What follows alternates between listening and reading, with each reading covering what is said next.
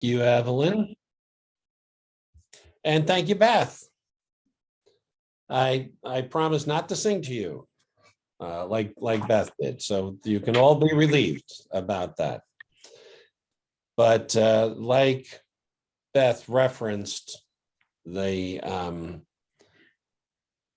growth that has taken place, I will tell you that I'm not the same person you met over 12 years ago when I first came into the center.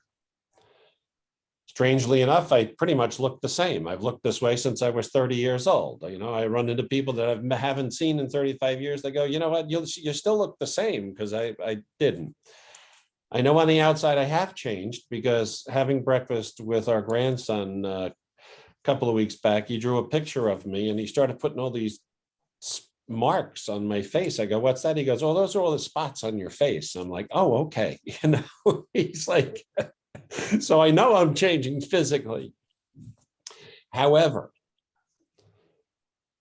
I have changed so dramatically on the inside and spiritually.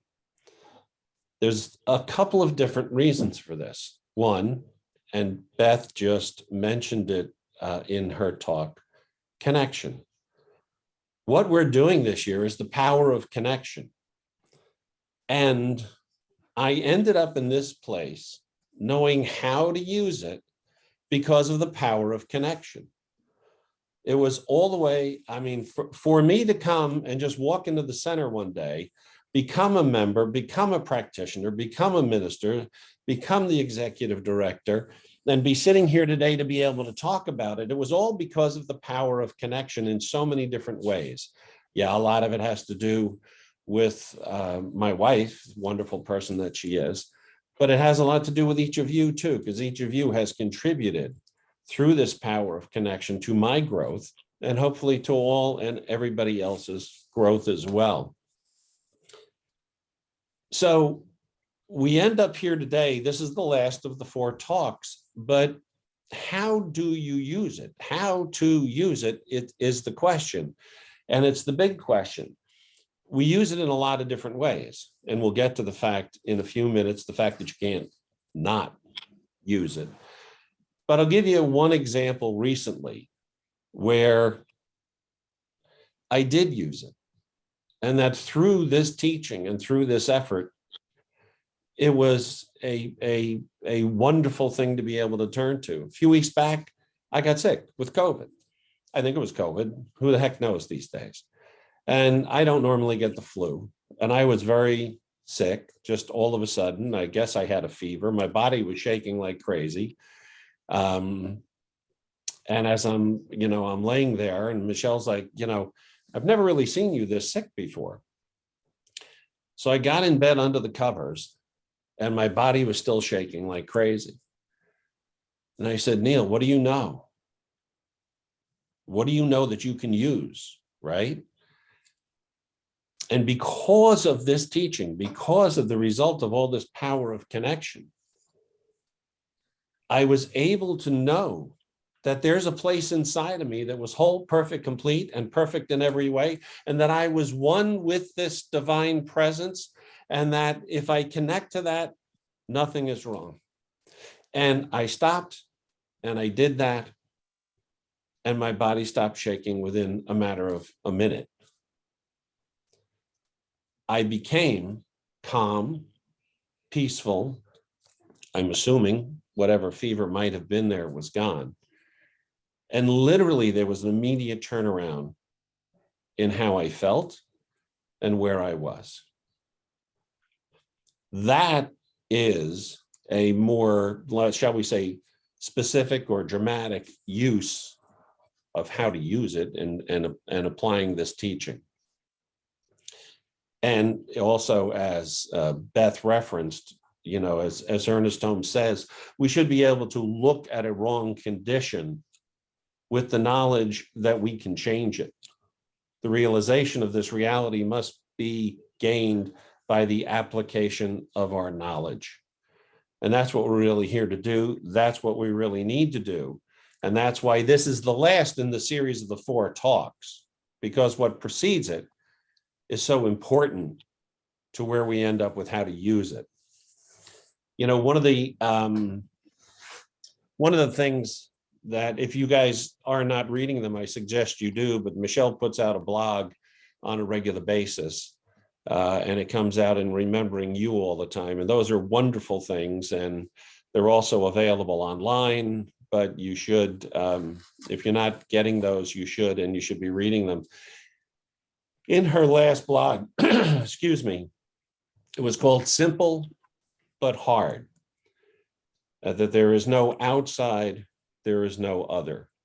But what she says in there is, we were never promised an easy life, but we are promised the life we create. And we are doing that every moment of our existence. That this is the gift that we have been given, and this is how we are using in every single moment this gift that we've been given to create our life. And as she says, we're never promised an easy life, but we were promised the ability to create it and change those conditions. And as we say, while wrong conditions exist, you know, these need to be changed. Wrong conditions need to be changed in consciousness. And we need to use what we've been given to change those conditions in consciousness, which means we need to be aware of them, okay? We need to admit that wrong conditions do exist. Otherwise, we're standing in spiritual bypass. If we say, oh no, you know, it's just denial. Like if I were sick and I said, you know what? No, I'm good. Everything's good. That's not going to get me there. What's going to get me there is to realize where I am, what's going on, what the feeling is, what can I take from that, and then know that I can change that wrong condition. But if I don't see the wrong condition and I'm not aware of it, I can't change it. And I don't want to be in spiritual bypass. That is something that is just it's going to stop any use of the teaching whatsoever. And let's go into the reason why this is the last of the four, okay? Because the first one is the thing itself. And this takes us to our awareness and what leads us up to how we can use this. The thing itself, there is a power in the universe that is greater than me and I can use it. That's what we know from the beginning. And one of the first things we learn is that this power already exists, but it's of no use to us until we do use it and know that we can use it. The way it works, we know it works, and I believe Tony told us this quite well. How it flows through us is how it works. What it does, well, it does whatever we want it to do. Whatever we pour in that mold, be it a Jello mold or any other kind of mold, it always says yes. It's saying yes to you right now as you're sitting there. Whatever thoughts are running through your head, it is saying yes. And how to use it, it's really not a question of how to use it or not to use it, because you have no choice, okay? It's a matter of whether we're going to use this consciously or not in order to create the life we want. You know, it's interesting. Barry spoke to us last week, and our friend Barry is an interesting guy. I don't know if Barry's on today or not, but Barry spoke to us about Jello molds. Well, we also do a men's group, and in the men's group, he talked to us about a magic wand. So Barry's doing Jello and magic wands in his world. And the question was put to the men's group, what would happen if you had a magic wand? And he asked that question. And I said in my head, wait, I do have a magic wand. I can create anything I want. I have the power. I'm aware of the power, and I can use the power So I literally have a magic wand in order to do that. And that is how I use this. There is, excuse me, there's an unlimited possibility in our lives. And we take all of those possibilities and we pour into that mold whatever it is we want. We create it, right? This is the creative process. This is the most beautiful part of what we understand in this teaching, that we are constantly using this creative process. We pour it into the mold, whether we like it or not. We're creating a mold. And does it work? I'm going to go back and we read it every year, and I'm going to read it again because it's the bottom of page 52 and everybody goes, okay. Hence it follows that if we believe it will not work, it really works by appearing to not work. When we believe that it cannot and will not, then according to the principle, it does not. But when it does not, it still does, only does it according to your belief. So you believe it's not going to work, it's not going to work, and you just got your wish granted right there. It doesn't work. I have people I know, I say, do you use affirmations? They go, I don't use affirmations. Why? Because they don't work. I said, so why do you use affirmations? They go, I just told you I don't, because they don't work. Well, why are you using that affirmation? I don't use affirmations. I go, no, you just had an affirmation. And this is why when we talk, and Michelle reminds us that in order to change our conditions, we need to be very careful about what our thoughts are, but also what our daydreams are, what our imagination is, and everything else, because spirit doesn't know the difference. So whatever it is you're thinking, whatever it is you desire, it's saying yes to it, right? So you might as well say yes to what you really want and where you want to be. So that is all we are. And that is, we're using it constantly. This is how we use it. You're using it in every moment. It's not just when you're lying in bed sick or when there's one specific thing, that your awareness of this, being very conscious of being able to change the conditions, is really important, that you do it on a regular basis. But here's another way we use it, and this way is very, very important, and we talk about it all the time, and that is through treatment. We use it very specifically through spiritual mind treatment. And, Barry last week had mentioned the fact that, we as practitioners, we're available to work with it. Okay, you can treat for yourself. We can treat for you, to work with a practitioner. This is really important. By the way, Holmes does say in the book, which is really interesting, is that there are people that doubt that they can treat well. And he basically says in the book, if you have doubt that you can treat well, then treat for your ability to treat, right? And that's really, really good to be able to do that. But to have this tool of treatment, and if you don't use it on a regular basis, or you want to know more about it, we do have the Science of Mind Basics class coming up, and we'll be talking a lot about treatment there. But we all know that there's different steps in treatment. And we all know there's 4 sections at the beginning of the book. And I just want to sort of correlate here how treatment reflects these 4 sections of the book. Because the first one is the thing itself, and that's the first section of the book. Well, what's the first step in treatment? And that's recognition, right? What are we recognizing? We're recognizing the thing itself. We're recognizing this divine presence, this wonderful, this God, this energy, this oneness that's there, has always been there and will always be there. The first step in treatment is the first section of the book, right? Second step, the way it works. How does it work? It works by flowing through us, you, sitting right there, right now. Each one of these beautiful faces is this unique and exquisite flow of the divine energy through you. This is step 2, knowing that we are one with this divine spirit. It can't flow through you if we're not connected. The power of connection to the one, it can't flow through you if you're not connected to it. So you are absolutely one with this divine energy. There's step 2. And there's the second chapter of the book. What it does.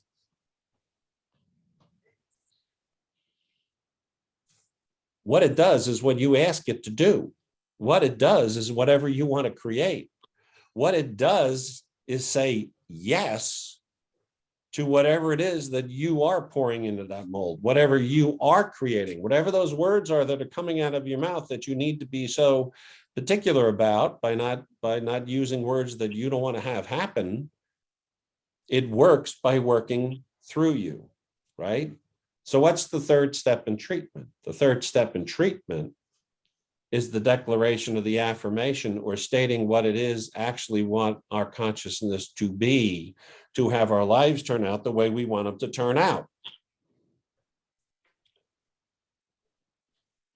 All of this fits together quite beautifully and flows beautifully. And that's why it's so important to follow and tune in and learn all of these different sections that we've covered each week.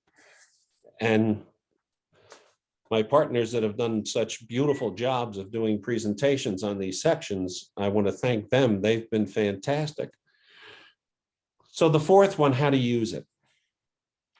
Well, the last two parts of treatment are gratitude and then release. Okay. And that's what we're doing when we use it. We're releasing what we want into that divine energy, into that creative process to allow it to just happen. We don't guess, we don't wonder, we don't doubt, we just know this is it and that's what it is. So the way Ernest Holmes describes treatment, he says, a treatment is a statement in the law embodying the concrete idea of our desires and accompanied by an unqualified faith, and there's a key word, that the law works. Unqualified faith that the law works for us as we work with it. This is a co-creative process. We are working with the law. Let us waste no further time looking for the secret of success or the key to happiness. Already the door is open and whosoever will may enter. I'm going to repeat that last line. Let us wait. Maybe if I read it correctly, it'll work better. Let us waste no further time looking for the secret of success or the key to happiness. Already the door is open and whosoever will may enter. What's the key to success? There is no key. The door was never locked. You don't need it. So let's go back to that word faith. And this is really, really important. Faith is a mental attitude that is so convinced of its own idea, which so completely accepts it, that any contradiction is unthinkable and impossible. When I speak my word, I know it will happen.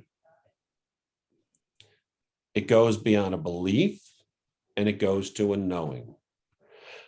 I know that faith is a mental assertion elevated to the plane of realization. Think of that for a minute. Faith is a mental assertion elevated to the plane of realization. I know, and so it is. It happens.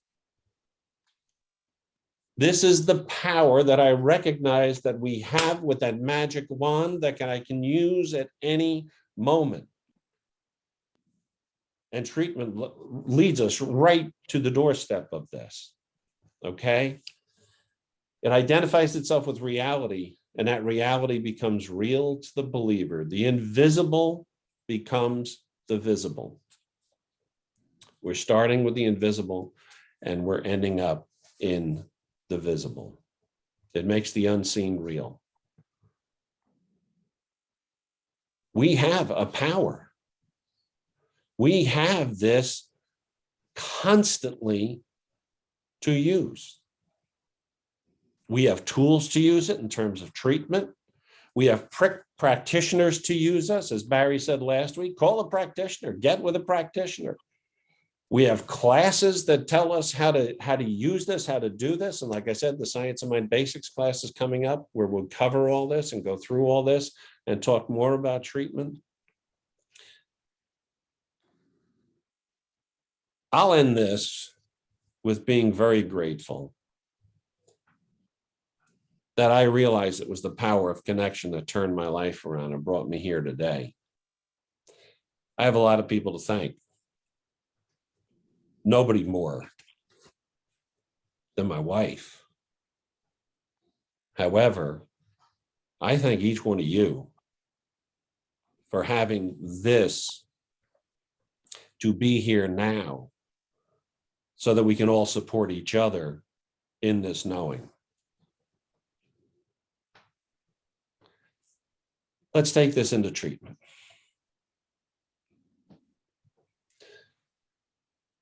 So I know there is a power and a presence that is always there. The presence being the love, the power being the law.